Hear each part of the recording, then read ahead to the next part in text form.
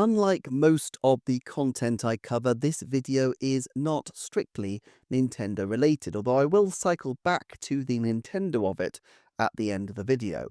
However, this does relate to a company near and dear to the hearts of many a Nintendo fan, specifically Playtonic, the company founded in 2014 by a number of former developers for Rare of Donkey Kong Country and Banjo-Kazooie fame.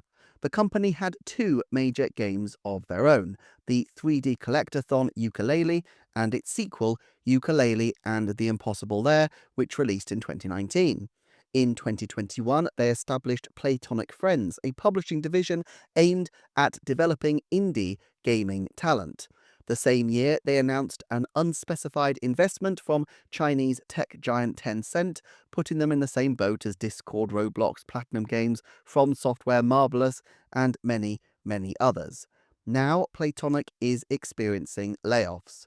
Various reports emerged on social media, including a report from former community manager for Playtonic, Steve James, who left the company a couple of weeks ago and who noted that he was, quote, sad, angry, and concerned, end quote, for his former colleagues due to layoffs.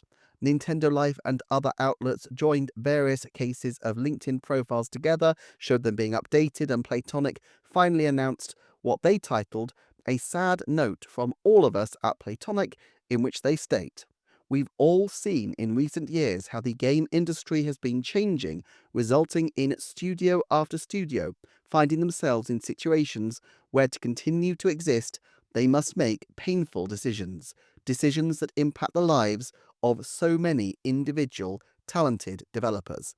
Like others, we've felt the knock-on effect, and after exploring every possible avenue, we've had to make the incredibly heartbreaking decision to say goodbye to some truly brilliant members of the Playtonic team." End quote. They go on to pay tribute to the talent of individuals, but to put the specific decision down to, as they say, a period of profound change in how games are created and financed. The landscape is shifting, and with it, so must we, they say. End quote. It's difficult and risky to draw too many conclusions on the face of it from all of this. Company layoffs, while unpleasant, have been known to happen, and the fact is that Playtonic hasn't released a new title in 6 years, and the next game due from them is to be a remake of the original Yooka-Laylee. It's also clear that Steve James continues to be vocal, accusing the company on Blue Sky of being run unsustainably, of holding back junior staff for 3 years on low pay and then firing them, buying what they call a flashy new studio, and so on. There are credible reasons for people to suspect that Playtonic's management is partly, or by some accounts almost completely responsible, as opposed to the, quote, period of profound change that they identify. Still, I think it's interesting to consider the problems faced here. For one thing, funding. Games are tough to make, with the top-end games being monstrously expensive to develop, setting a high bar. Even relatively simple-looking pixel art titles require a lot more effort to look competitive on 4K displays. While there are plenty of examples of successful games with tiny teams or even brilliant individuals, the price of bankrolling any one individual, let alone a team, is significant given how risky a return on investment an indie game represents. Playtonic managed to scoop over £2 million in 2015 to make the first Yooka-Laylee game, driven by nostalgia over Banjo-Kazooie and the credits of the top people. But while the first Yooka was a modest success, its critical reception was more muted. Even those indie studios who manage a huge hit out of the gate may face the curse of the difficult second album. I'm a huge fan of 2017's Golf Story, but it seems like I wasn't alone in finding Sidebar Games' sequel, Sports Story, less engaging overall. This kind of investment suits a company like Tencent, a strategic investor with pockets deep enough to buy lots of stakes in lots of different companies, betting that even if 95% of those don't work, those 5% that remain will deliver such outsized value for them that it will suit their long-term interests in growing their overall corporate footprint. Tencent report to be silent investors, but they will sit on the board all the same, and they will analyze company decisions. Besides, even if silence was their original aim, companies can change from takeover from the market or even from governments. Indeed, CNN reports that in 2023, the Chinese government was considering acquiring so-called golden shares in Tencent that CNN state would allow government officials to be directly involved in the business. Still, while Chinese firms such as NetEase were going all in for particularly Japanese studios a few years ago, the hunger seems to have cooled somewhat, with Tencent and NetEase both huge market players in their own right and able to develop their own gaming capabilities, potentially more domestically. There are other types of investment besides corporate entities looking for strategic opportunities, though. There are angel investors, wealthy individuals with a belief in a project. These exist, but they are rarer, so a lot now rests on venture capital firms such as Bitcraft Ventures, Lightspeed Ventures, and Griffin Gaming Partners, who can offer expertise. But the nature of these funds is that they rely on profit being returned to the investors.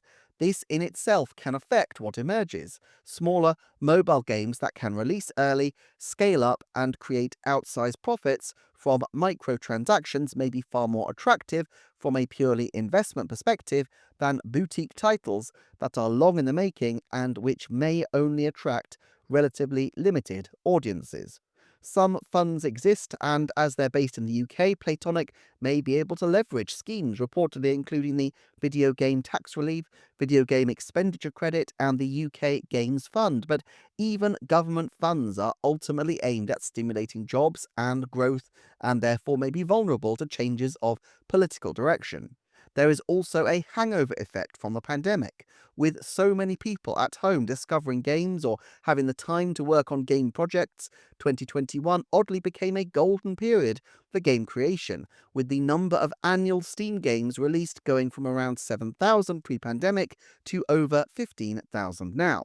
Now that's fine as long as the total market for games is still increasing, and Steam reports 185 million monthly active users, up from 132 million in 2021. Still, this won't sustain indefinitely. For Playtonic, it's not looking too healthy. Right from the start, they were trying to do something with far bigger expectations and therefore far bigger associated costs than most titles, and this means longer development times are required, more experimentation is involved, and all this leads to more risk. With the lack of their games coming out, we saw an apparent succession of ways to try to maintain funding of the studio during its fallow period, with its publishing arm and investment from Tencent, as well as allegedly not really backing junior development, with wage increases seen as commensurate with their experience. All of this feels like they have shown why many games of this scale and type are the reserve of a few larger companies, rather than being common in the marketplace, particularly among smaller indie developers. So, what about the Nintendo of it? From Nintendo's perspective, we have seen their commitment to quality above all, and we have seen the extreme lengths they go to try and ensure this, from rebooting games years into development and allowing core teams to go years and years without an original release, as in the case of Retro Studios, to putting their most senior people at the heart of development, with figures like Sakamoto, Tezuka, and others trusted to impart that Kyoto-style craftsman skill to younger developers. The level of confidence and patience required to do that necessitates incredibly deep pockets and the ability to back a large amount of creative experimentation that will, by definition, probably go nowhere in many cases, while remunerating their core employees extremely well to ensure that this key talent stays locked in. But Nintendo isn't publishing all that many games that they don't make. Sure, there's the odd title like Fitness Boxing or the Western distribution of the Warriors games, and yes, they do support indie titles, as with Good Job on the Stretchers, but the most massive expansion in the scope of game development has been in their first-party offerings. Nintendo has shown some interest in supporting indie development, though. Their acquisition of Shiver is seen as probably helping in porting, but this would certainly aid promising indies who might not have the capacity to reach larger international audiences, while their partnership with Forever Entertainment also gives them contacts in this field. We know that they have been reaching out to so-called nindies at various presentations and events over the last decade. But ultimately, this is not Nintendo's bread and butter. The accusations of management failures at Playtonic also highlight why Nintendo may be reluctant to step in to acquire even very long-standing partners, as they did with Next Level Games in 2021, but famously didn't with Rare in 2002. Many of their development partners have required intervention from above, with multiple reported incidents of them keeping Retro Studios on the right track, including anecdotes about how they intervened after Metroid Prime development had a vast amount of crunch to stop this from happening on Metroid Prime 2. Nintendo's resources are fundamentally limited. They are expanding, yes, but because of the way they work, they trust to the experience of a small number of highly creative individuals and don't overextend beyond this. While they can be seen working with large varieties of groups, their preferred arrangements, even with huge, high-profile IPs, seems to be long-term collaborations of the sort seen with HAL on Kirby and Intelligent Systems on Fire Emblem. As for Playtonic, though, for now all we can hope is that they can right the ship and find success again, and that the talented people let go are not lost to the industry and find new work soon enough. Thank you for watching. Thanks to the supporters of this channel on Patreon, and I shall see you next time for another Nintendo Forecast.